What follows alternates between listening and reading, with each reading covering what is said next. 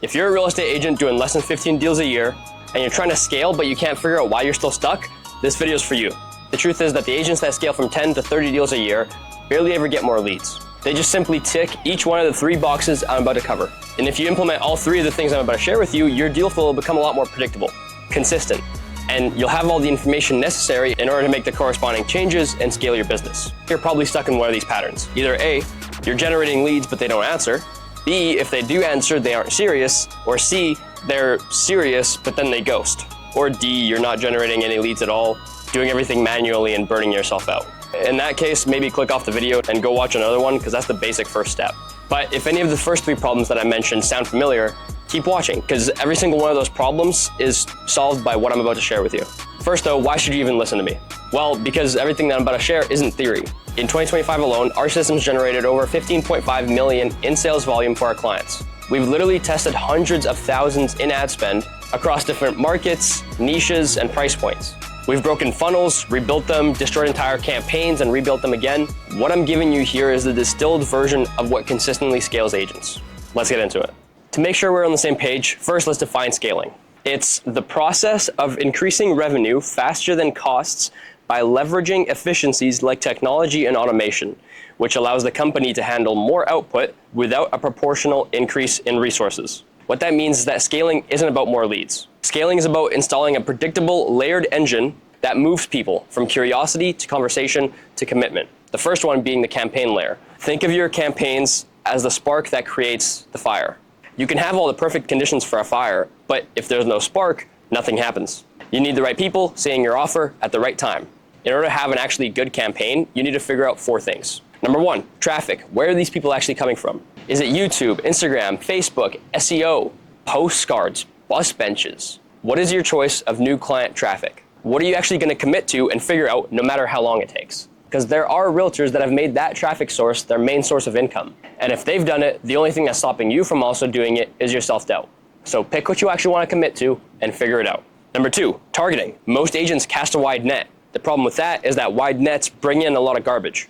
Are we talking to homeowners, renters, buyers, sellers, first-time home buyers, upsizers? Where do they live? How old are they? What are their desires? There's so many life situations in which someone would need to buy or sell their house. And as great as it would be, you can't target everyone. So what you need to do is pick an avatar and keep them in mind as you're creating your campaigns. For example, if you want to target downsizers, really get into the mind of someone who's 60 plus years old, probably retired or at least retiring soon. Think about what their life looks like. Missing the kids because they moved far away. The pain of going up and down the stairs in their multi-level house. And then, for number 3, messaging. When you're creating these campaigns, use all that as ammunition. That sounds evil, but what you're doing is speaking directly to the avatar that you created. Talk to them as a person in the exact situation that they're in right now. Call out their pain points, their desires. Use it to stop their scroll and get them interested. Your message is either a pattern interrupt or something that goes completely unnoticed, so make sure it actually resonates. And finally, the offer. Why should they care? Why should they click? Why now? Once you have their attention and their interest, you have to get them to take action, and you do that with your offer. Whatever you're advertising has to give you some kind of leverage. It has to give them an actual reason to call you, text you, email you. It has to be the reason that they come to you, not the other way around. So be careful with this, because there's a lot of agents that simply just go on Facebook ad library or something like that, see what other realtors are running, and copy them. And that happens hundreds, if not thousands of times across any given market. You have to actually stand out.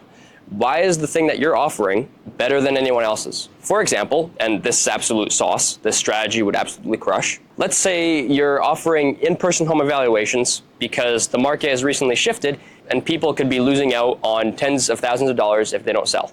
If you just stop there, you're miles ahead of other agents. But then you can take it one step further. You can only offer these in-person home evaluations to specific neighborhoods. And then for one of the neighborhoods, you can mention how you actually live there.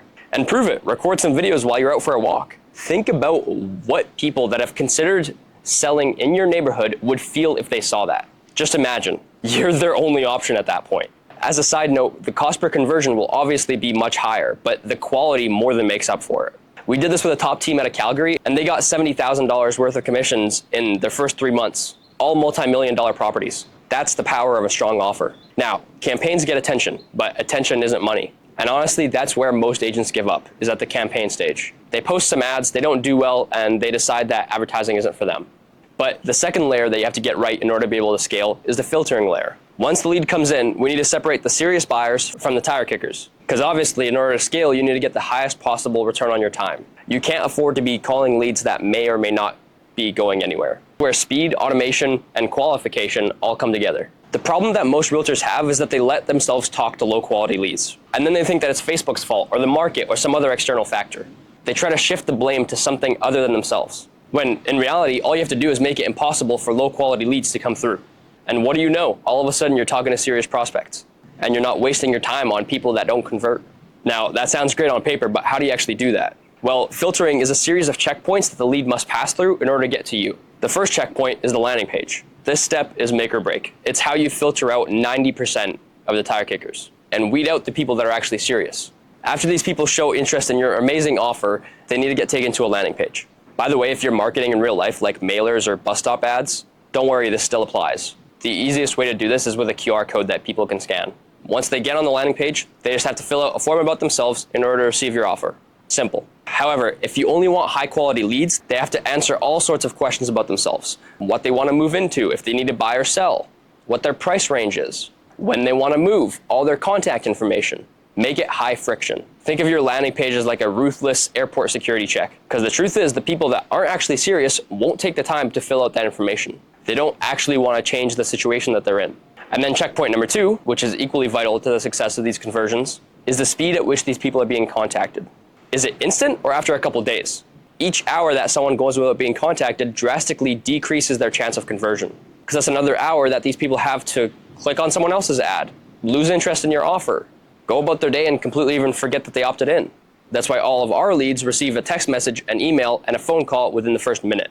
This is their first impression of you, so it better be good.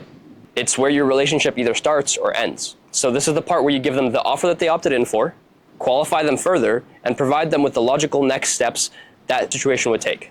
This is where you find out if they've been pre-approved, where they actually live, all the small specific details of their dream home, and in general, ask all the deeper, serious qualifying questions. This is why a phone call is crucial, just because doing this over text or email is nearly impossible. In fact, I would go as far as to say that text and emails are nearly irrelevant compared to the strength of the phone call.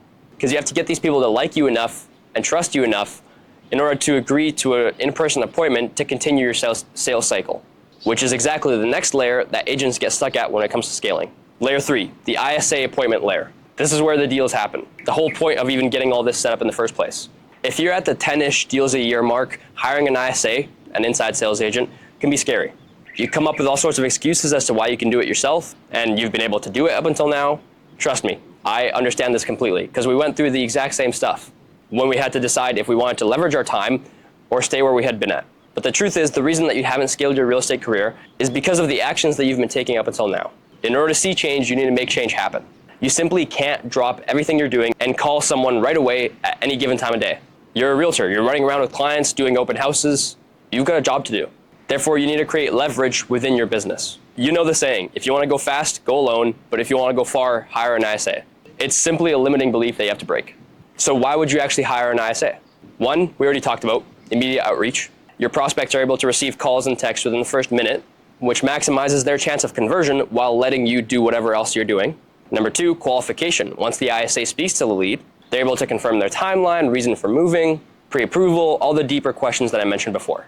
Number 3, appointment setting. After that, the ISA is actually able to lock in a set date and time for you to meet with someone without you doing absolutely anything on your end. The appointment just shows up in your calendar. And number 4, follow-up. Let's face it, your least favorite part of real estate is going through an old, cold list of leads and calling each and every single one of them and trying to activate them. Or calling Patricia from last September, who said she was going to hold off selling for the 3rd time and just told you to call her back in a year. You know that you need to go through those leads because there's probably hundreds of thousands of dollars in there, but it's a grind. Well, now you don't have to do that anymore. The ISA handles it for you. Because if you're trying to generate leads, call them, nurture, follow up, answer questions, run showings, handle paperwork, deal with lenders, and maintain your pipeline, you cannot scale. It's mathematically impossible. There's not enough hours in the day. An ISA is the single best investment that you can make in your real estate business in order to see the biggest return on investment. This layer is where the money becomes real. But here's the key. None of these layers work alone. When you combine all 3 of these layers, growth becomes math, not hope. When your campaigns consistently bring in qualified people, your filtering layer doesn't let through anyone who's not actually serious, and your ISA converts them into appointments. you will get to the point where you know, okay, if I close this many deals, I'll get this many conversions. Scaling just becomes math. This framework is infinitely scalable. There's no emotions, no guessing, just simply an input versus output machine that you built. So here's the big picture. This is exactly why some agents scale and others get stuck. Think about the leverage that a system like this brings you. You could have gone out and partied the previous night, but when you wake up at 1 p.m. the next day, you could have an appointment scheduled with someone for Monday at 4 p.m. Literally no effort on your end. Meanwhile, another agent might have had to go out and knock on 100 houses in order to get the same result. Think about that leverage. That's the key to scale. When the work that you do is exponential, not linear. When the hours that you put in no longer equal the amount of deals that you close. Because the ones who scale don't rely on leads, they rely on a system.